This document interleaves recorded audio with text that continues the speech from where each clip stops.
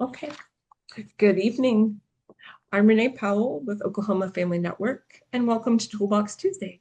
Tonight, we are very fortunate to have Julie Lackey, Director of the Oklahoma Inclusive Postsecondary Education Alliance.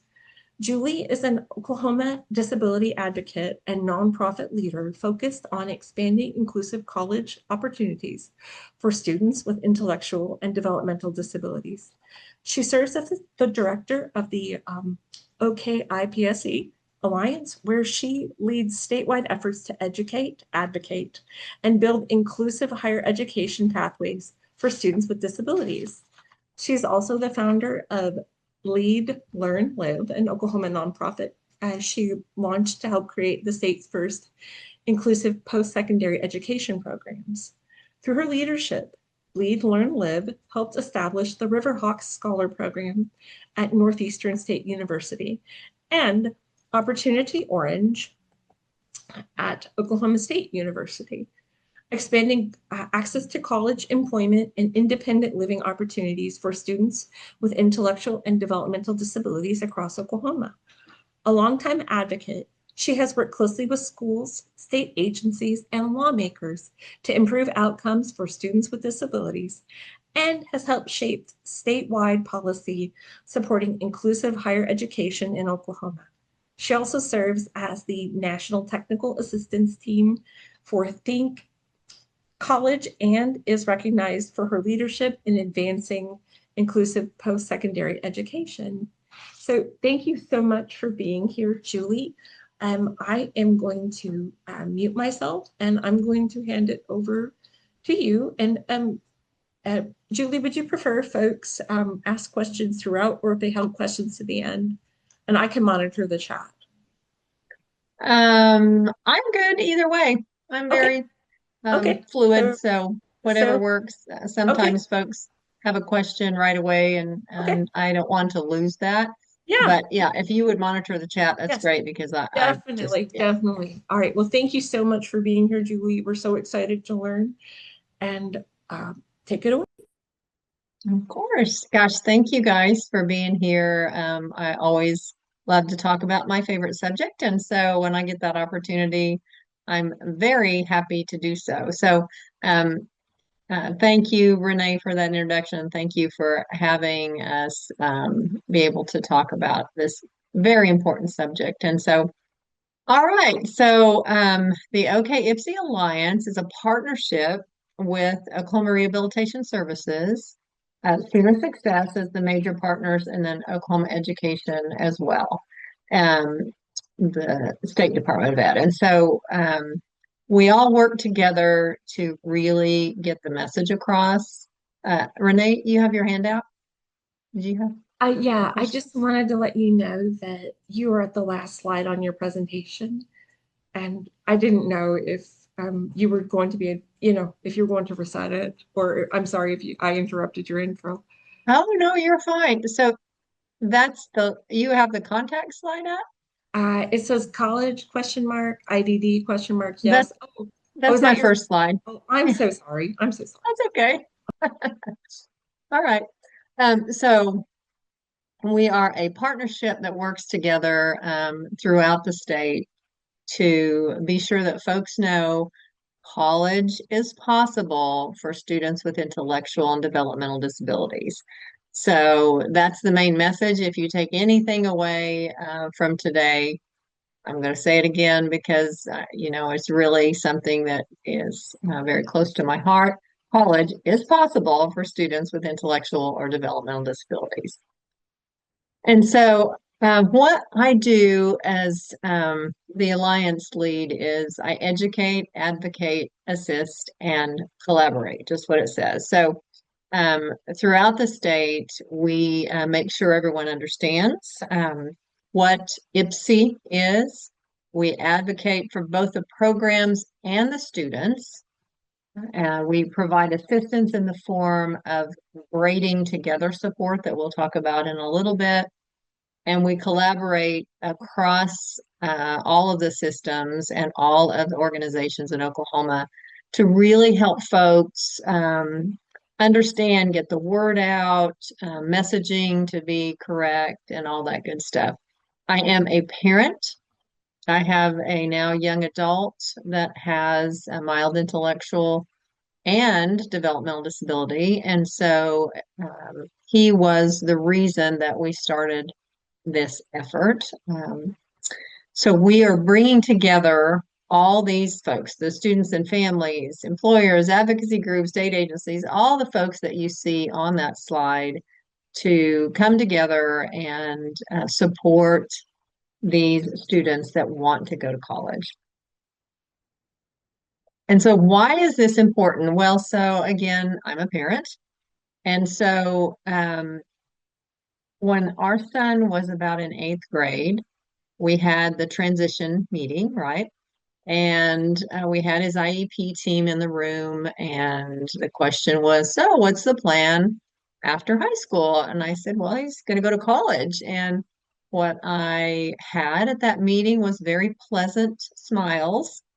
So I found out later that although there were options in other states, none close to us, but there was probably around 160 higher education options for students with intellectual developmental disabilities in the nation, none in Oklahoma. And what I mean by that is providing the supports for students that they could be successful in college, similar to how they had been successful in high school.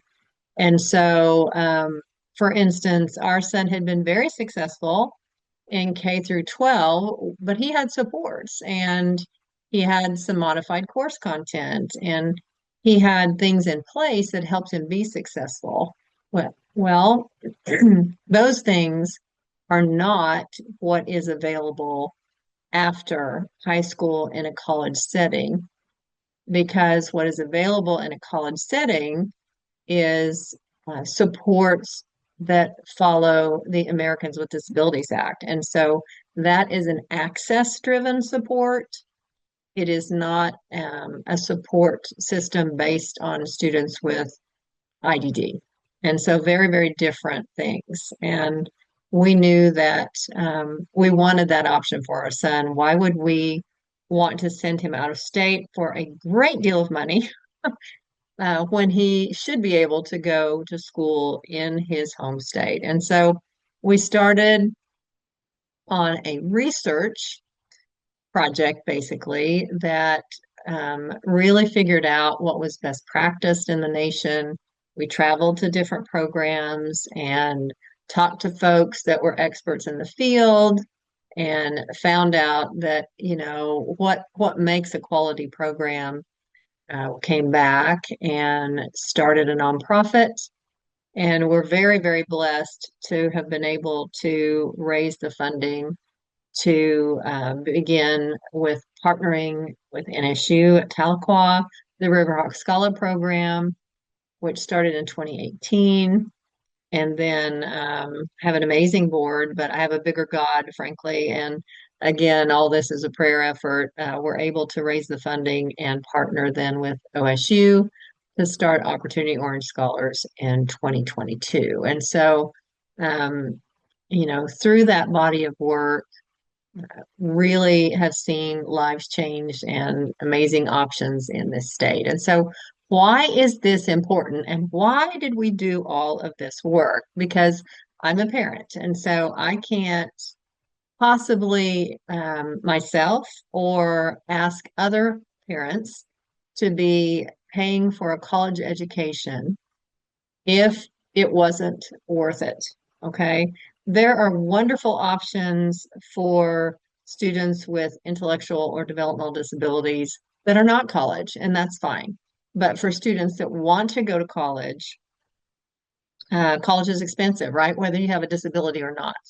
And so it has to be worthwhile. It has to make a difference. So why inclusive post-secondary ed? Well, this is why. And so this one slide honestly has been my presentation in some venues because this kind of tells the story. So after high school, depending on what agency you talk to, you'll hear anything from an 18 to 36.8-ish% of individuals with IDD after they graduate from high school and go directly into the job market, about 18 to 37% are employed.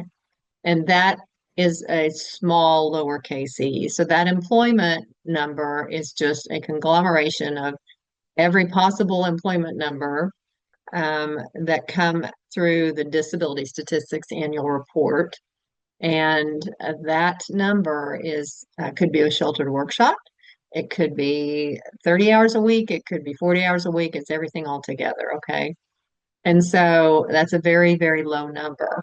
In Oklahoma, right now, our statistic is 78% of the students that complete our OK IPSE programs have competitive integrated employment. And what that means is they are working in a job, earning competitive wages, um, integrated into the community, integrated into the workforce. And so that is not a small difference. That is a huge life-changing difference for not only the families, but the students and honestly the communities as well.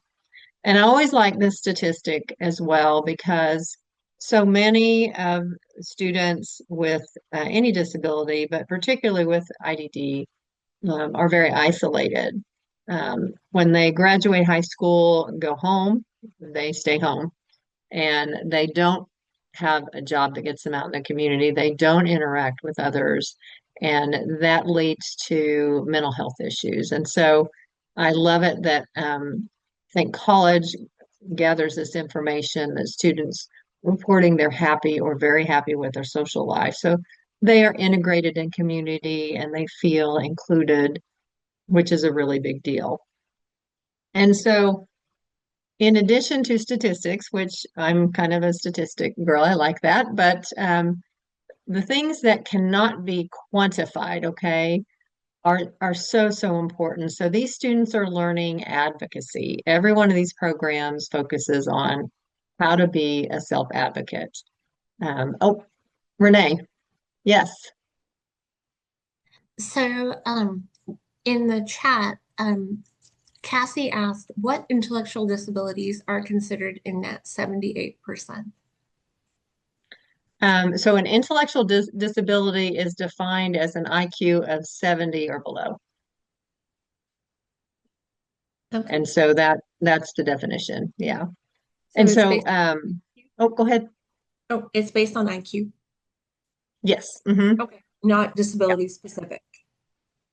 No, it's an intellectual disability. Yeah. And Okay. so the definition of that is from, the IQ range that is quoted on the intellectual disability diagnosis. Yeah. So that would be a medical diagnosis, in other words. What would, just to piggyback off her question, Yeah. what's the definition of the developmental disabilities included as well? So developmental disability is typically in the autism range as far as this conversation goes. And so I can absolutely get you some more information, but what we're talking about here is that 78%, if that's what we're talking Mhm. about, that's Yeah. from our OK IPSE programs. And so um, for our programs to be a CTP, which we'll talk about in a minute, that's a federal designation. The programs have to admit students that have a diagnosis of an intellectual disability first. And so they could also have autism. For instance, my son has a mild intellectual disability, but he also has autism, right? So that's where you're getting the IDD definition from the programs, how they accept students based on the federal designation that all the students that are admitted have to have a diagnosed intellectual disability, but they could also have a developmental disability such as autism on top of that. Thank you. You're welcome. So all those things at the bottom are so, so important. Advocacy, time management, the decision making, daily living skills and employment readiness. All those things are skills and abilities that these students are refining and improving as they go through their college experience. And so what do we look like in Oklahoma? So we look like this. I already went through kind of what started when as far as our nonprofit, but on a broader basis, these are CTP designated programs. That is a federal designation. And when the programs get that designation, they are able to, the students are able to go through the FAFSA process and have the application goes towards Pell and the other grant programs that federal financial aid provides. Not loan programs, but the grant programs are open to these students, just like any other student. And so, NSU River Hawk Scholar Program, that's in Tahlequah.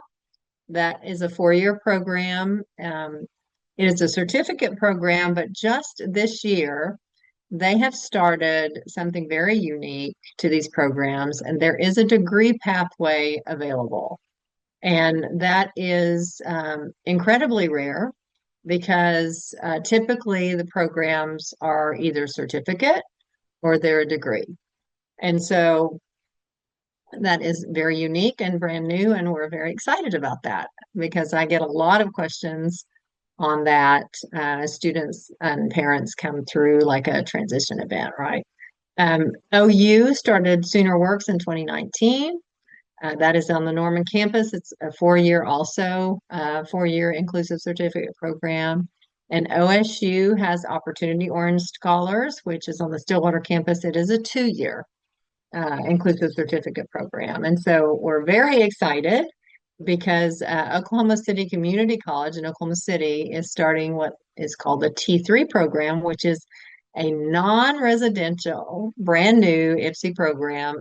We have never had one at a community college. Very, very excited about that. That is amazing. They're going to start very small, as most of these programs do, and then grow as they grow. In addition, there are degree support programs for students with autism, not intellectual disability. And so those programs provide all these types of supports, but they are for degree seeking students with autism, typically level 1 autism. And so USAO, as the Neal Center for Neurodiversity, is in Chickasha, and it's a full-on degree program for these students. There are other autism support programs in Oklahoma.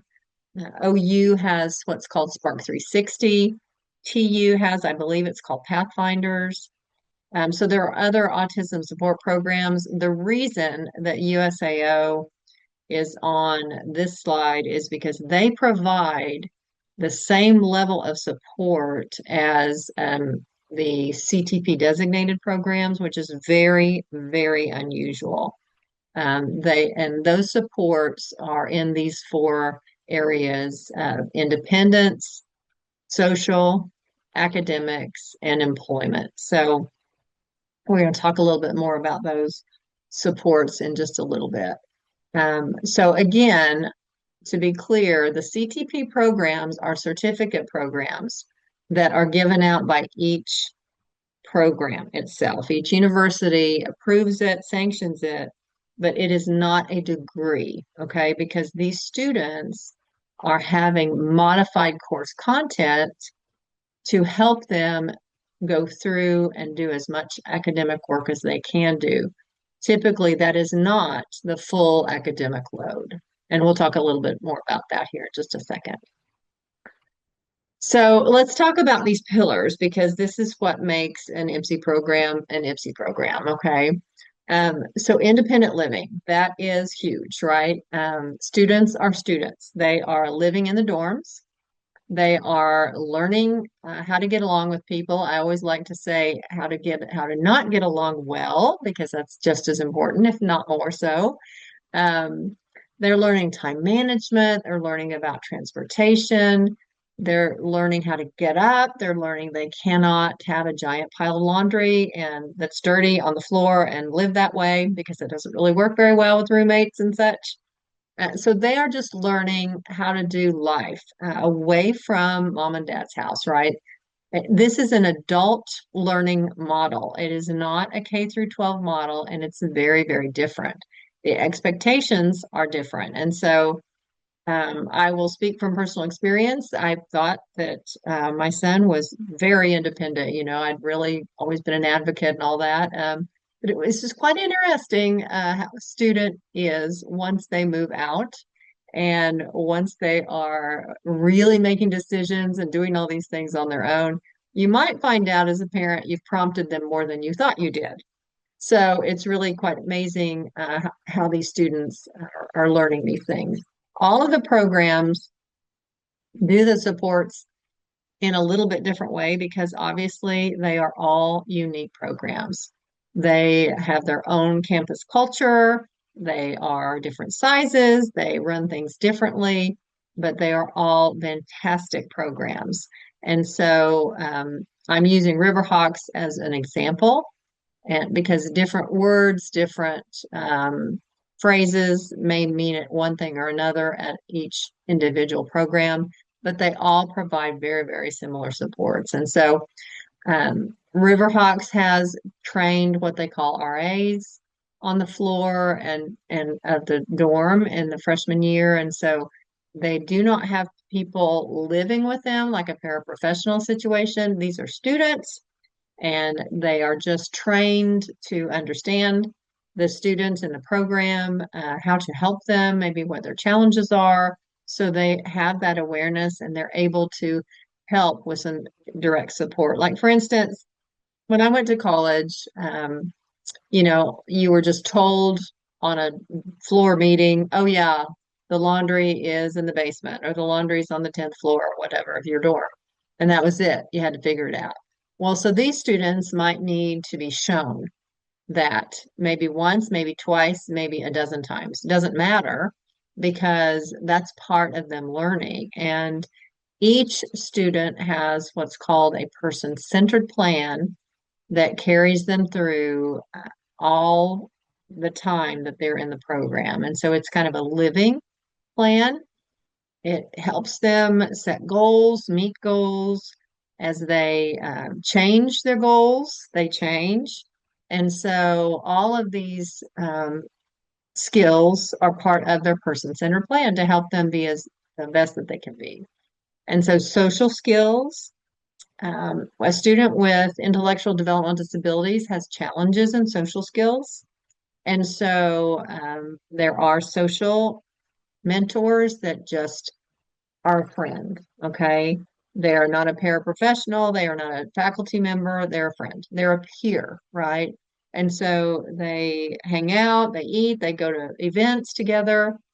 NSU also has the addition of fitness mentors because as we know, this population it has a much higher sedentary rate than a neurotypical individual, perhaps. And so the fitness mentors come alongside and make sure there's some activity that they're doing. It doesn't have to be sweating, it can be swimming, it can be walking, it can be riding bikes, you know, just something that's physical to help kind of get um, that thought process, that lifestyle in place. Because if you form those habits in college, you're much more likely to keep them. And then all the students are joining clubs and organizations all over campus. I mean, there are literally hundreds of organizations between all of these programs, and students are spread out doing things throughout campus. And so, academics. So this program is individualized, meaning these students are students. And so just like all of us here, we all like different things. We're all interested in different things, and these students are no different. So they're taking courses from the course catalog, and they're also taking some courses that are specifically for them. And so they are not going to classes all together all the time as a unit. They are students, and so they're all interested in different things. So they have a mix of course catalog classes and program classes. And so those program classes are focusing on the things that they need that helps them to be their best. Like the advocacy piece, that self-advocacy I spoke of a little bit ago, is critical. And so students are really learning how to be self-advocates. They're learning how to speak up for themselves. They're learning about their disability, which is very, very important. And so they're learning time management, like we talked about. They're learning communication skills. You know, the way you email a faculty member is much different than how you email a parent, and much different than how you text a friend, right? And so that communication nuance is very important as well. And so the academics, these students need support, and so they do have education coaches or tutors, another word for that, depending on the program. And so all of the students have mandatory tutoring or coaching times. And so there are those folks that come alongside. Again, they are peers, right? It's not a faculty member, it's not a staff member, it is a peer that is helping them, you know, really learn how to do academics and stay organized and meet deadlines and all the good stuff that goes into academics. And so, again, it is a certificate program. It is not a degree program because these students have modified course content. And what that means is they are not doing the full-on coursework that every neurotypical student in the class is, right? And so, for instance, there are students that are not able to write reports. Okay, reports, as we know, college has lots and lots of reports typically in some courses. And so many of these students can't do that, but maybe they can do PowerPoints, you know, maybe they can do something in graphic form. And so maybe they have reduced amount of steps for projects, things like that. So again, person-centered planning is critical, and all of these students are different. And so they are having modified course content as they need them. And career development, huge deal, because what are we trying to get out of college? Well, we want to be able to do what we want to do. We want to earn a living, want to live where we want to, and we want to learn how to do a job, right? Be able to learn how to be an employee. And so the person-centered plan is guiding to an internship process. So students are starting with internships on campus typically, and then they move off campus. And then we have a partnership we'll talk about in a minute with DRS. So it is a paid internship. So students are really learning real time how to handle money, right? Because we have the ability through DRS for students to be paid for their internships. And so they're actually able to learn how to handle finances at their level, which is very, very important. And so a lot of my job is to put together what's called braided supports, and braided funding is a very big part of that. So we have worked very hard with systems across the state to get that in place, because I'm a parent and I do know that the money that I would have put in a college fund really went to therapies to get our son able to go to college. And so it is an effort to be sure that we have as much in place as we can for financial assistance. So the first partner to the table was DRS VR. They are amazing. Our DRS VR is a leader in the nation now on how they support students in IPSE programs. And so they provide now up to $5,000 each semester for qualifying students. And they, as I said, they pay for the internship hours up to 20 hours a week for 10 weeks each semester. So they are a huge partner. So I really, really encourage all parents to sign their kids up as a VR client when they are 15. It's very, very important, or 15 and a half. And so in Oklahoma also, we have worked very hard with the legislature to get passed in 2024 the Oklahoma Access and Achievement Scholarship. That is a huge deal. It's for qualifying students. It does provide the equivalent of full tuition for up to 5 years. And it is not Oklahoma's promise. Some folks still are using that term with this. It is better. because this legislation was written specifically for these students attending CTP programs. In addition, we worked to change some language in what's called the OTAG, Oklahoma Tuition Aid Grant. That also now includes students to be able to be included in that. Each college, each university awards those in different ways, but it is a university grant, and so we now have our students included in that pool. Federally, the CTP designation, as I mentioned before, students are eligible through the FAFSA process for Pell, Workforce Innovation Opportunity, and Work Study. So that is another braid in the braid of funding. VA benefits, there has been success with VA benefits. OU Sooner Works had a student that was the child of a veteran, and they were able to access VA benefits. That's something that was new last year. That's a big deal. We also have very close relationship with Oklahoma City Community Foundation. We worked with them to help them rewrite their language for many of their scholarships to now include students that are attending CTP programs. And I also have quite a few resources on our website. There's a How to Pay for College tab. And then we are working and have been working with DDS to allow students to use some of their waiver funding for attendance in a CTP designated program. That is in our final pilot approval stages. So very excited about that. That's been a long time coming. And so hopefully that'll be done and going in the next year. So very excited about that as well. So those are all the braids that come together to help offset the cost of college. Now, what's so important is student preparation. I was at a event, spoke at Broken Arrow a couple nights ago, and I had parents with 5-year-olds, parents with 11-year-olds, parents with 13-year-olds come by and talk, and they were just like, well, this is so far in the future. It's really not because the preparation is everything. And so that preparation comes under a big umbrella called inclusion. And so the more that you can have your students included fully in gen ed, the better. And so it starts in elementary with proper testing. So you know the difference between, does my child have an intellectual disability? Do they have a developmental disability? Do they just have a learning disability?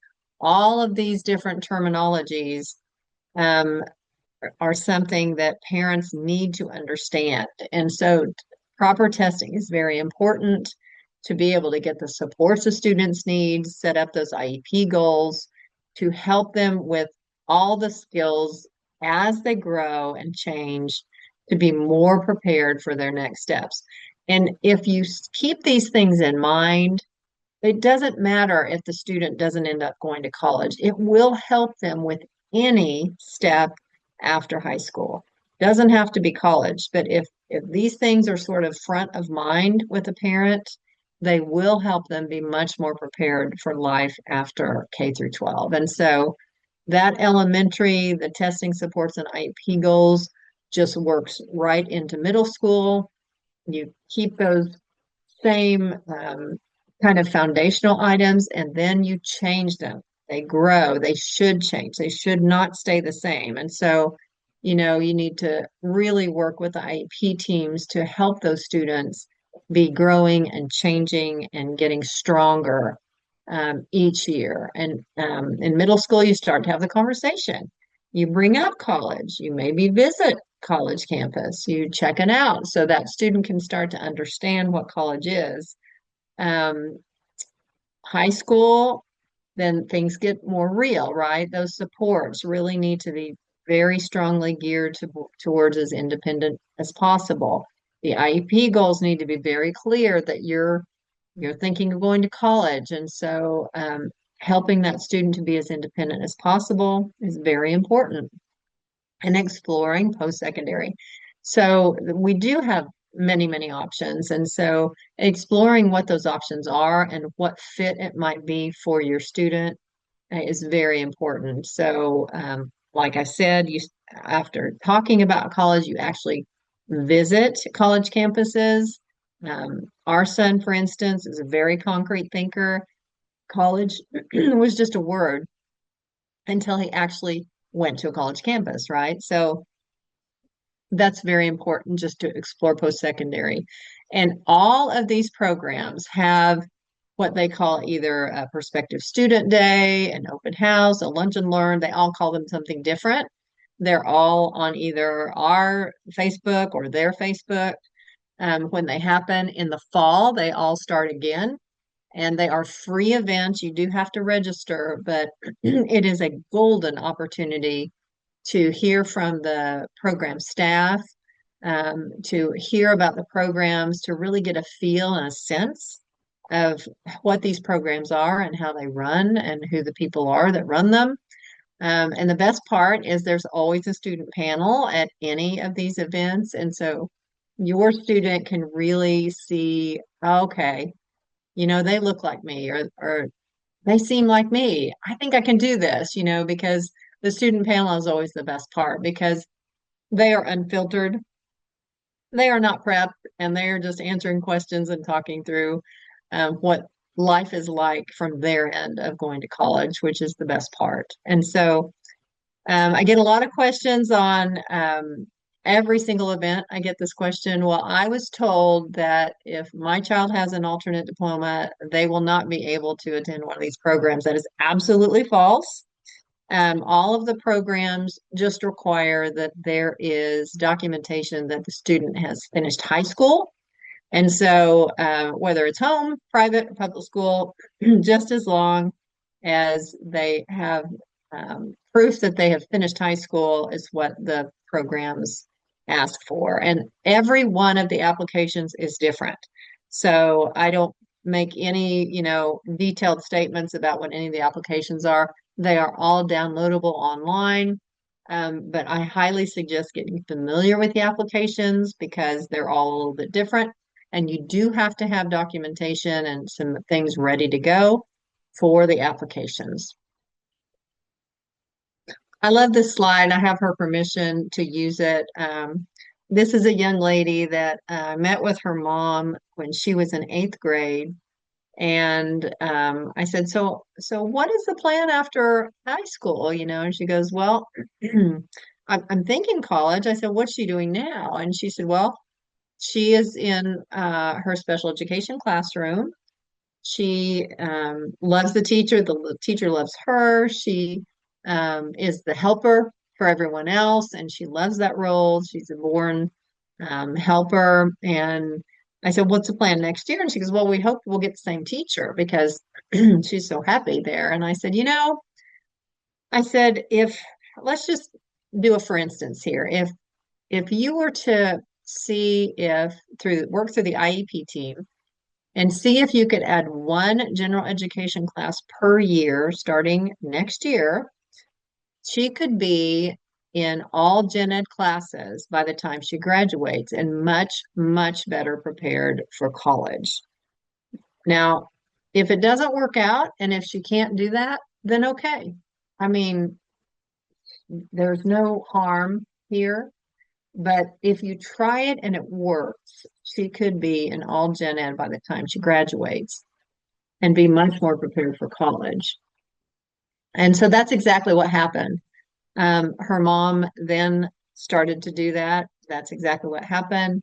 This is her opening her acceptance letter to her IPSE program, which I love so much because it wasn't staged. It was totally absolutely on target. And this young lady has since graduated. She has her CNA and she works at an assisted living. And so that's just one of dozens of stories that I have now. But I tell this one because it really is an illustration of don't decide what your student can or cannot do for them.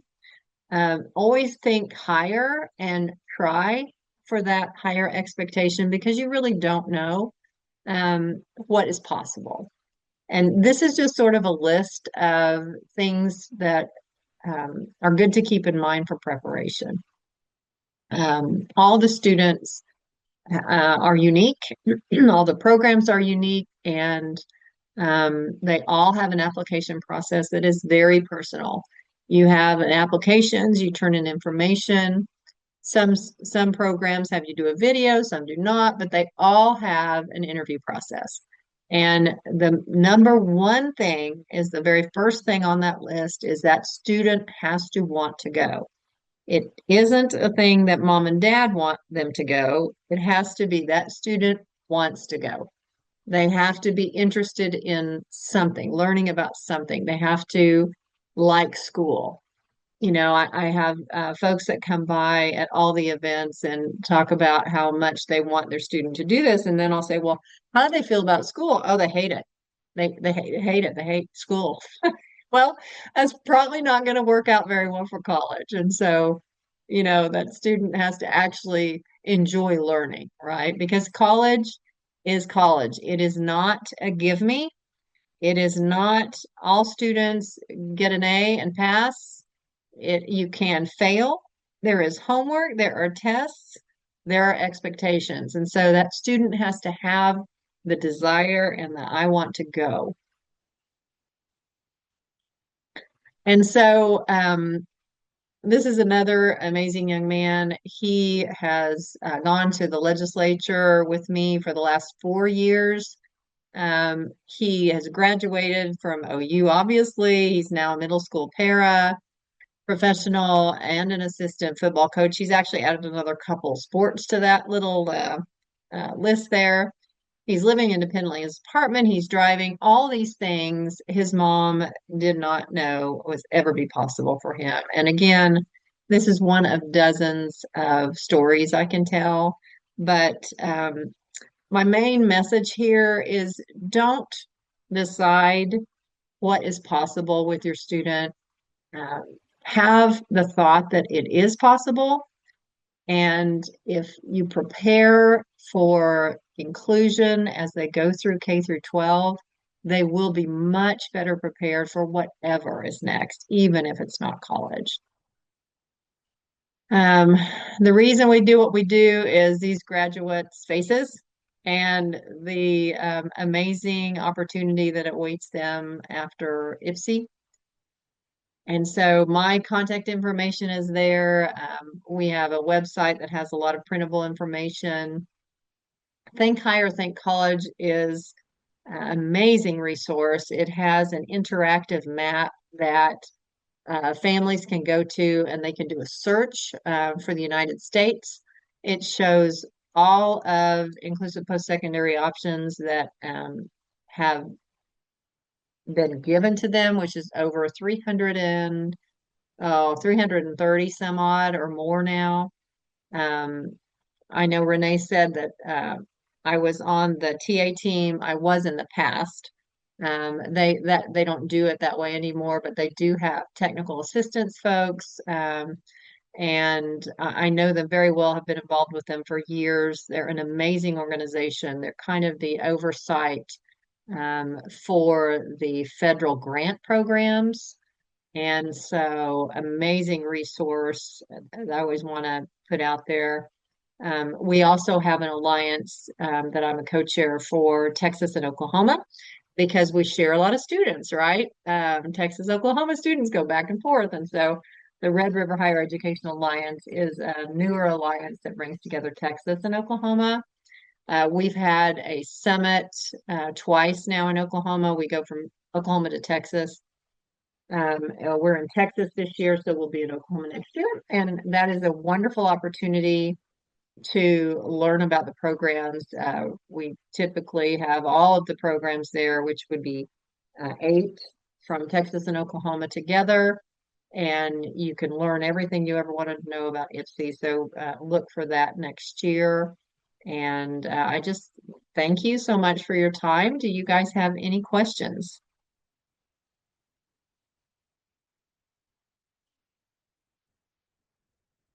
Okay, in the chat, Leonard asks, who are the points of contact for these fine institutions of higher learning to discuss remote supports with? To discuss what? Okay. To discuss Oh, I can go remote to the chat now. supports with. Now Yeah, that no, I'm not talking, I can no, no, actually no. read. It just says, who are the points of contact for each of these institutions of higher learning to discuss remote supports with? Okay. Um, So these programs are not remote programs. They do not have that option. And so they are on campus programs. Students actually live on campus. The option that's coming up with Oklahoma City Community College is not residential. And so students can live at home in Oklahoma City and go back and forth to school, but the others are all on campus and they are not remote. But I will tell you that um, we have a link to all the programs in our website. So if you go to okipsealliance.org, that will get you directly to all of the programs. There's a programs tab, so and that is linked, so you can get to all those contacts.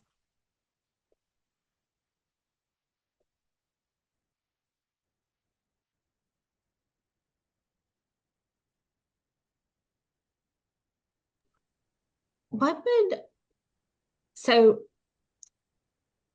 what could be the expected cost of sending one of these students to a four-year program? Um, I do not keep up with the absolute cost. They start at around 23,500 a year, and they go up to around 33,000, depending on the program. Now, that is without the financial assistance.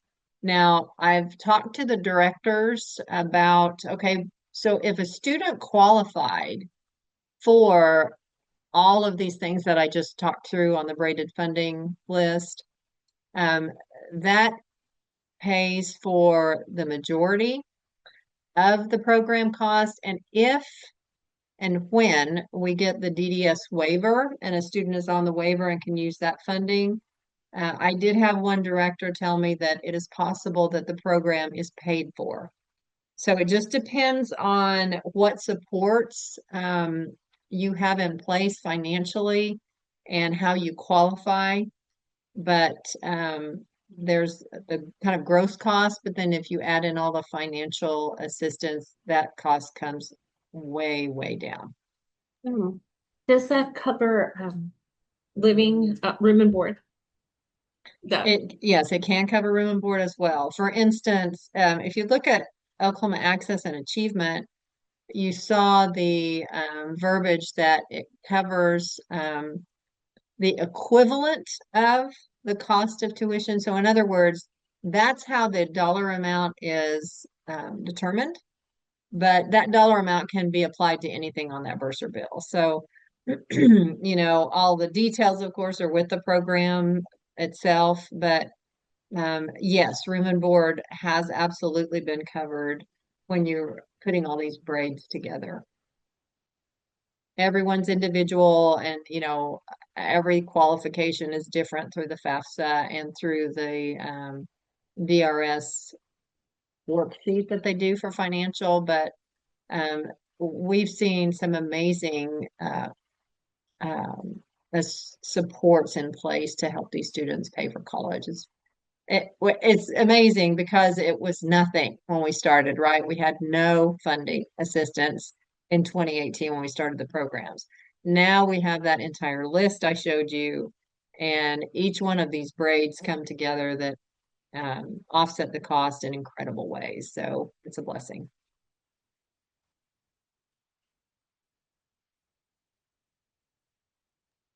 I had another question. What is the average student population per each of these programs, or just to giving an idea?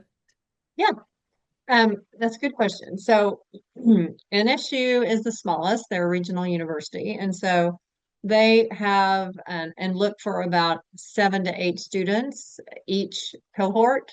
And so it's a 4-year, so you just multiply that out. But they look for 7 to 8 students a year. OSU is about the same, and OU is up to about 10 to 12 students a year. And so all these programs stay relatively small because of the high amount of support they provide. The larger the student cohort, the more staff you have, the more expensive it is. And so all of the programs work very hard to keep the cost down. Thank you. I also had another question. I noted that there were tutors and coaches and RAs. Are those support staff on a volunteer basis, or is that funded through the program itself? Um, Um, Now ask me one more time. I'm sorry. oh, Um, no. So I noted that there were, let's see. Mentors or Yeah, tutors? mentors, yes. Yes. Um, and tutors, Hmm. educational coaches are those folks that serve in those roles, um, are those paid positions for those folks? They differ by program. Okay. Sometimes they have a stipend. Sometimes they have some incentive. Each program does that a little bit differently, but it's not like it's a full-time staff position by any means. Okay. Because again, they are students, right? Yeah. They're peers, and so they are peers that are volunteering to be involved, and then often, yes, there is some kind of a stipend or a benefit to them, but each program is different. So I actually don't know the details of that right now and how they do that. Oh, no. Um, I figured there would probably be some volunteering involved, but could those positions be used for like a federal work study program? Um, Oh, yes, if they qualify, yeah. sure, Okay. because that's part of the what's included in the FAFSA Okay. opportunity. So, Okay. yeah. Cool. Cool. Um, Now you mentioned a certificate program. Can you give us an idea of like what some major, there's business majors, it's like a business certificate, just kind of what emphasis in education are just would be a few examples of certificates students could get. And so they're certificates that are by the program itself. They Okay. are not industry certificates, so it's not like an associate's degree, right? Yeah. This is right now we have accreditation that has started in these programs, but it has just been piloted. So it will be several years before that accreditation rolls through to all of the programs in the nation. And so the certificates differ for each program. Like integrated community studies is what a couple of programs have, and that is a certificate. I loved what one of my mentors, when I started this effort, said. His son had started a program, and it's same situation. It is a certificate program. And so he asked him, he said, well, what do I say when people say what my major is? Because I don't really have a major like everyone else. And his dad said, I tell them that your major is life, because it really is. It's for that student to go from a child learner to an adult learner is a big deal. And so um, the certificates right now are, like I said, sanctioned by the university and by the program, but they're not an industry recognized credential. But I had a parent that came through, I believe it was in Stillwater a couple weeks ago, and they came by the table and they said, well, why would I spend a college expense if my kid is not going to graduate with a degree? And I said, did you see the statistic I just talked about? That's why. Because the ability of these students to live a far, far better life and have the preparation for employment to be successfully employed in what they want to do, not the few choices that may be there through a job coach, without an education is massive. And so that the difference between that 38% and 78% is a life changer.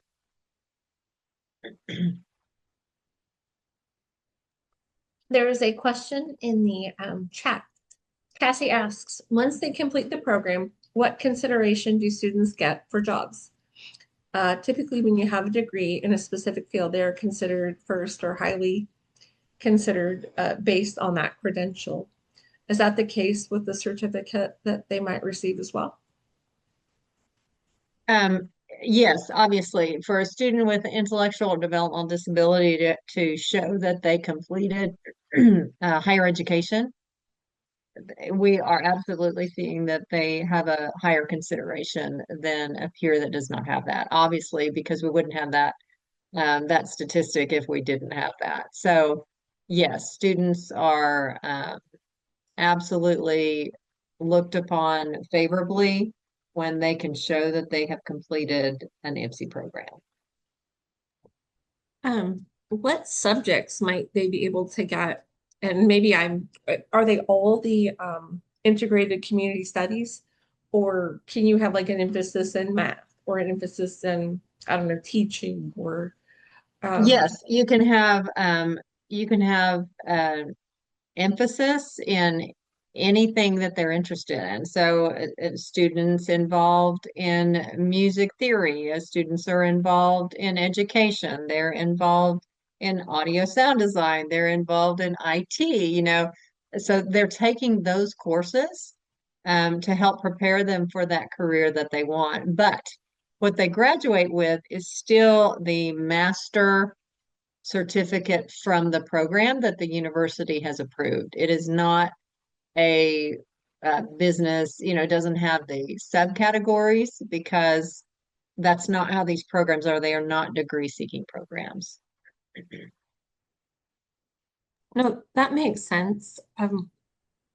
I appreciate the information as far as like, so basically a student comes in and then what they're interested in, the school can coordinate the materials towards their Correct. like person-centered plan. Is that kind of what I'm hearing? Absolutely. That's Okay. exactly right. Yes, Okay. So it's absolutely almost correct. like independent study, not independent study, but like Now in a they're way. taking the same classes, but Yeah. the faculty are working with the professors to help that student be successful on the level that they can be successful in.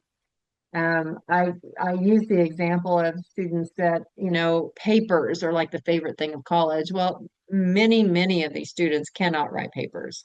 And so that's a pretty classic way of helping that student show that they're understanding the course content. If they can put it in a PowerPoint or a graphic, or they can discuss it, through a video. So um, they're not doing the amount of work that maybe the other students are doing, but they are still showing that they are having mastery of that course content. If that makes sense. No, that actually clears up a lot of the questions I had, but Um, I wanted to ask about what percentage of students that start these programs complete them? Actually, I've just asked for that data. I don't know what that is right now. These programs are so new, right? So they just Yeah. started in 2018.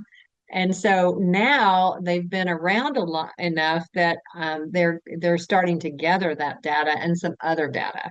And so we'll have more information in the next couple years for sure. So yeah.